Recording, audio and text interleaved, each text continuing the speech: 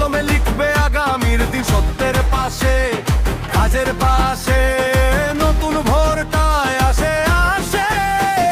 শোনো শোনো এবার না, মানুষ চায় কাজের ঘাট, কাছে এসে হাতটা ধরো, কলম চিহ্নে এই ভোটটা দাও।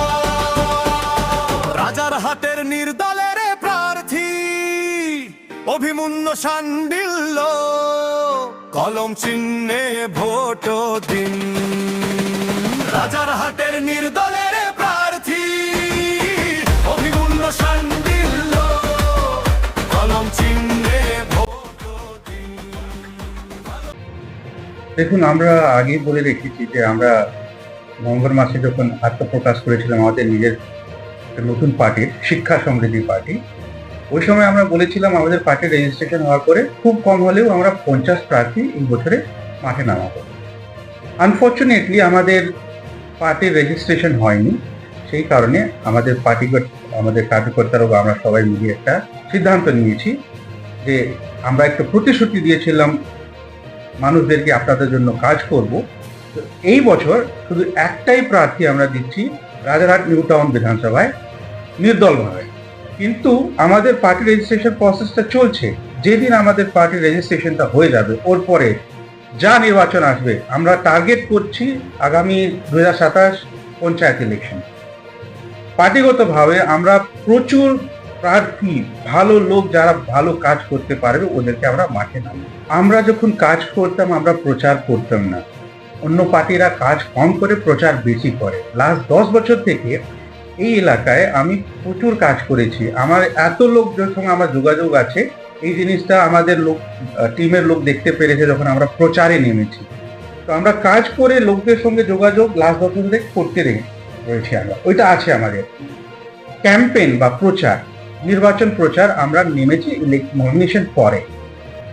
লোকেরা অপেক্ষা করছিল, ওদের একটু চোখের একটা আশা ছিল কি কেউ তো এরকম আসুক যে আমাদের জন্য কাজ করতে পারে। একটা বিকল্প ওরা চাইছিল, ওই বিকল্প আমরা তৈরি করে দিয়েছি। রাজারহাট নিউ টাউন বিধানসভায় বিকল্প রেডি হয়ে গেছে। লোকেরা আমাদেরকে না গ্রহণ করে নিয়েছে, আমায় গ্রহণ করে নিয়েছে। লাস্ট 10 দিন ভিতরে ওরা সামনে এসে কথা বলছে, আমার বাড়িতে এত ভোট আছে আপনাকেই ভোট দেব, আমার বাড়িতে এত ভোট আছে আপনার কাছেই ভোট যাবে।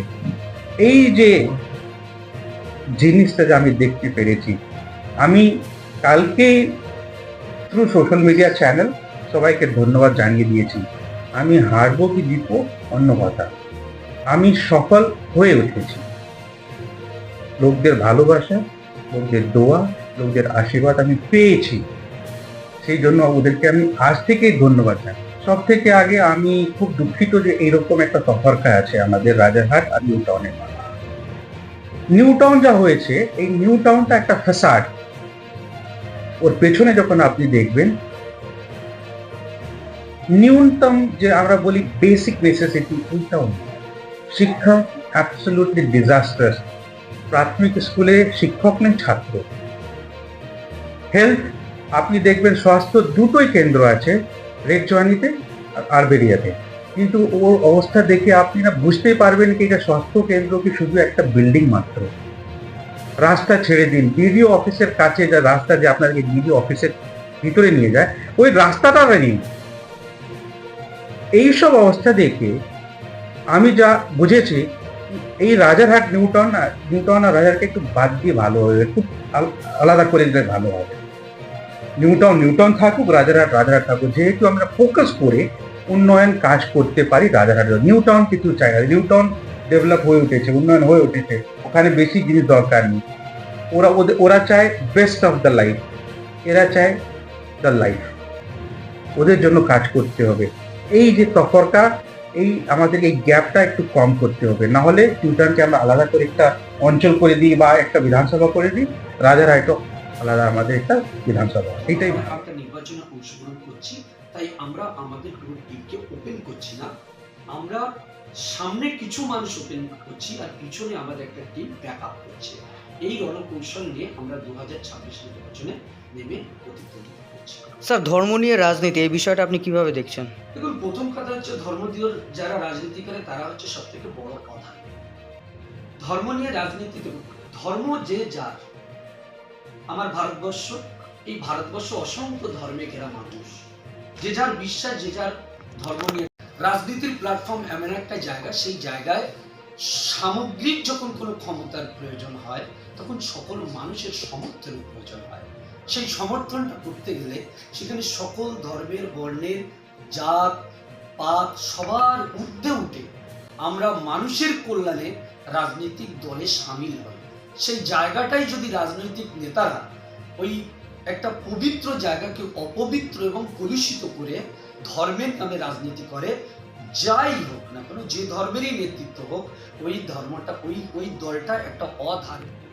যদি প্রকৃত রাজনৈতিক দল হতে হয় সেখানে সকল ধর্মের মানুষকে নিয়ে, সকল জাতের মানুষকে নিয়ে একসঙ্গে যদি কোনো দল চলতে পারে, আমি বলবো সেই হচ্ছে আমার ভারতবর্ষের মধ্যে বলতে চাই। দেখুন, আমরা যখন সবসময় একটা রাজনৈতিক দল যখন ক্ষমতায় আসে, সেটা হতে পারে একটা টোটাল বিধানসভায় সবসময় যে কোনো একটা দলের বিধায়ক সব জায়গায় জিতবে এটা তো হতে পারে না। কোনো জায়গায় হতে পারে যে আমাদের ওয়েস্ট বেঙ্গলের ক্ষেত্রে কোথাও তৃণমূল কংগ্রেস জিতে আছে, কোথাও আইএসএফ জিতে আছে, কোথাও বিজেপি জিতে আছে। তো দেখা যাচ্ছে যে যেখানে বিজেপি জিতে আছে, তাহলে লড়াইটা যখন বিধায়কের উপরে, তাই স্বাভাবিকভাবে আমাদের ফার্স্ট অ্যাটাকটা থাকে সেই জায়গায় যিনি ক্ষমতায় বিগত বছর 5 বছর ছিলেন এবং তার কর্মের অ্যাক্টিভিটিস উপরে অ্যাটাক হবে, এটা স্বাভাবিক। তো সেক্ষেত্রে যেহেতু রাজারহাট নিউ টাউনের উপরে, আমি বলেছি যারা এই সময় রাজত্ব করছে গুন্ডা মুস্তানদের আড়া, অর্থাৎ ক্ষমতায় যারা আছে সেই ক্ষমতায় থাকা ব্যক্তিরা এই রাজারহাটের মধ্যে বিভিন্ন রকম ভাবে রোজগারের বিভিন্ন পন্থা অবলম্বন করে। আসে, শোনো শোনো এবার না, মানুষ চায় কাজে খান, কাছে এসে হাতটা ধরো, কলম চিহ্নে এই ভোটটা দাও। চোখ রাখুন বিশ্ববার্তা টিভিতেই, যার সততায় শেষ কথা। কলম